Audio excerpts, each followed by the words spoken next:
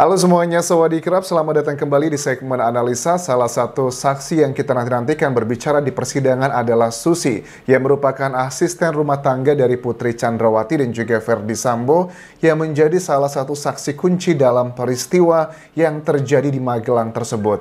Ada banyak orang yang komentar, aku sudah melihat bahwa ini Susi kok ngegemesin banget ya, sebegitu lugunya ya, dipikirnya kita kayak anak baru lahir kemarin sore gitu. Ada banyak statement yang sangat terlihat jelas, bahkan Yang Mulia Hakim juga terlihat cukup emosional dan mengatakan hati-hati loh, kamu ini sudah di bawah sumpah, kalau kamu nggak mengatakan yang jujur, kamu bisa kena pidana. Kita lihat berkali-kali emosi di sini, tetapi gini teman-teman. Yang pertama kita harus garis bawahi pada saat salah satu keterangan dari jaksa penuntut umum memberikan pertanyaan ke Susi. Susi, saudara masih bekerja di situ tuh konteksnya adalah rumahnya PC dan FS ya. Masih digaji di situ? Siap. Ini entah ya, dalam persidangan yang disiarkan di TV ini beberapa jam, dari setengah 10 sampai istirahat ya, beberapa jam di situ. Itu selalu udah ngomong kata siap, entah udah ratusan kali aja.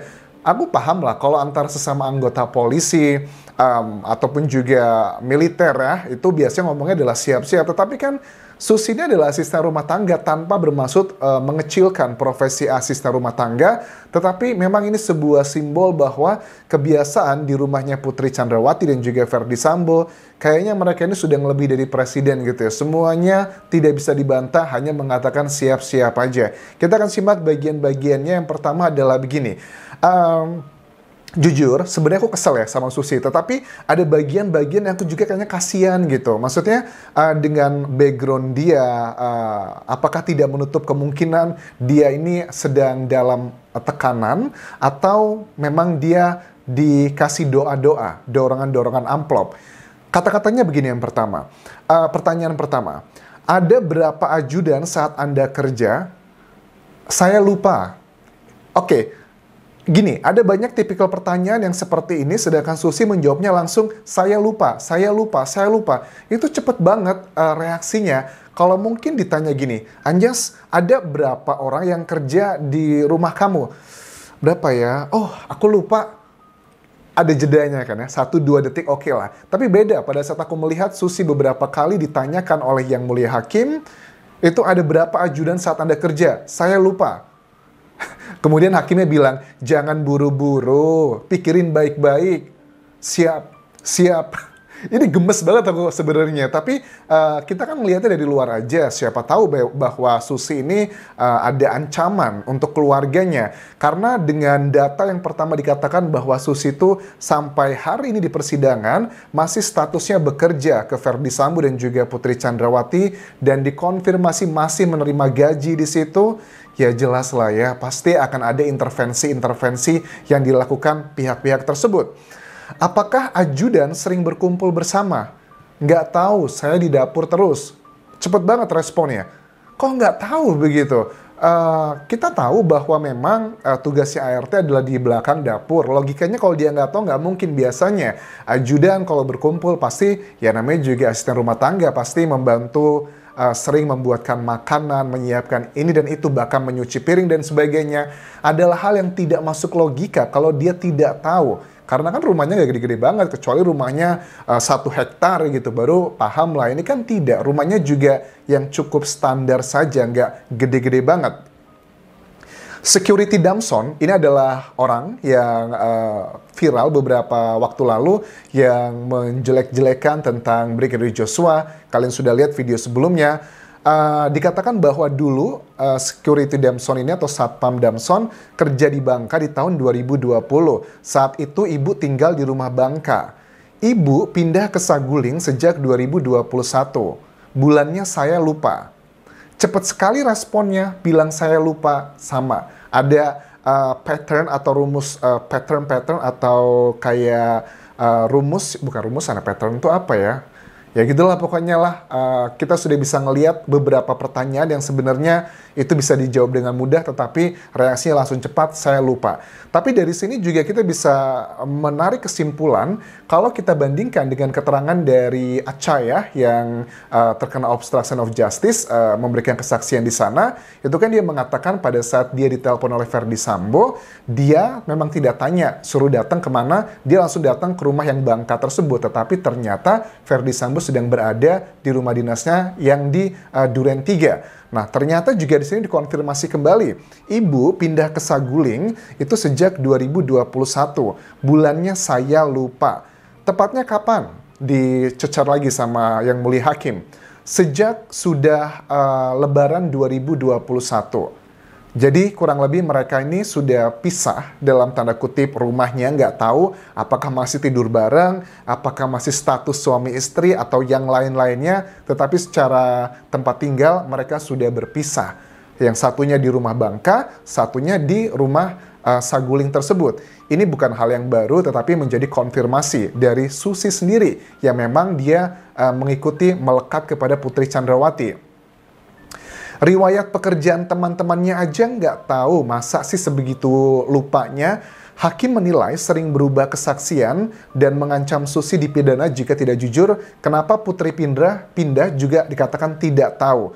Tidak tahu atau tidak mau tahu. Nah, untuk bagian ini menurut aku dia tahu lah, pasti ya tidak usah khawatir. Dugaan-dugaan dari awal-awal video yang kita bahas, bisa itu dari sumber istimewa atau bahkan sumber dari tim kuasa hukumnya Brigadir Joshua, itu satu persatu sekarang sudah mulai terbukti. Sebenarnya Susi ini tidak terlalu berpengaruh untuk kasus yang pembunuhan berencananya, tetapi akan menjadi kunci untuk pertanyaan mayoritas masyarakat Indonesia dan juga hakim tentang penyebab kenapa Verdi Sambo mau dengan sangat sadar menghabisi Brigadir Joshua. Ini berhubungan dengan motifnya. FS juga ikut pindah. Katanya ikut. Kalau berbeda dengan keterangan lain, saudara bisa dipidana loh, kata hakimnya. Setiap hari, apakah mereka selalu bertemu atau datang ke rumah yang di Saguling? Diem lama banget. Yang ini saudara jawabnya lama, kata hakim. Oh, tidak juga, Yang Mulia, intinya. FS sering ke Saguling, tidur di sana. Ya, tidur di sana. Tadi bilang katanya tidak sering. Ada apa ini? Jadi memang strategi dari hakim ini memberikan pertanyaan ke Susi. Pertanyaannya sebenarnya intinya sama, tetapi dibolak-balik. Karena pertanyaan berkali-kali itu ada beberapa tujuannya. Salah satu tujuannya adalah untuk mengkonfirmasi apakah ini benar atau tidak. Yalah, maksudnya secara kapasitas gitu. Susi bukanlah tipikal... jangan sampai ini disalahartikan teman-teman ya. Maksudku status dia adalah sebagai asisten rumah tangga. Kapasitas dia bukanlah yang diidentikan dengan memiliki intelligence tinggi ataupun juga mampu memanipulasi hal-hal yang sifatnya adalah kebohongan. Makanya diputer-puter A, B, C, dan D, pasti Susi akan terbongkar juga. Tetapi sekali lagi, yang aku sangat duga kuat, dia ini memang sudah di briefing. Dia berusaha menghafal skrip yang telah disiapkan oleh tim. Kita nggak tahu timnya siapa, tetapi kita bisa lah menduga siapakah tim itu, tim yang akan diuntungkan dari keterangan Susi ini. Seberapa sering tidur di Saguling? Ini pertanyaan ke Susi Verdi Sambo. Saya tidak tahu seberapa seringnya, tapi sering datang.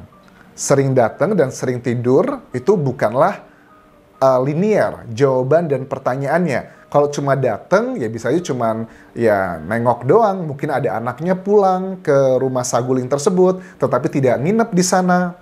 Kan itu bukan jaminan, itu tidak menjawab pertanyaan dari Yang Mulia Hakim. Kalau nginep pasti nginep. Dalam seminggu berapa kali biasanya? Saya tidak tahu. Kalau nginep pasti nginep.